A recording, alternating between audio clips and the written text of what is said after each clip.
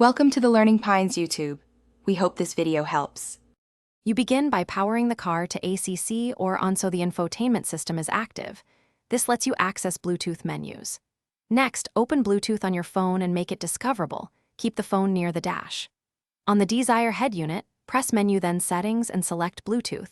If previous pairings block space, remove them now. Once done, choose Add Device so the system starts searching. You're initiating the radio and phone to see each other.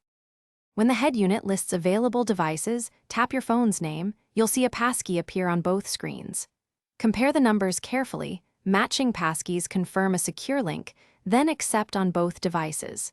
The DZire may ask to enable phone book and media access. Make sure to allow contacts and audio so calls and music work.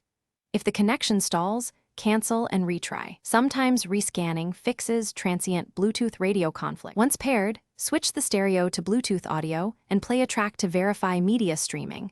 Then make a test call to confirm microphone and call routing. If audio is low or calls drop, adjust phone volume and the head unit's Bluetooth volume. Make sure Do Not Disturb is off. If pairing repeatedly fails, restart your phone and turn the car off for 30 seconds to reset the head unit. As a last resort, perform a head unit factory reset and repeat the pairing steps. Thanks for watching. Consider subscribing if we helped you.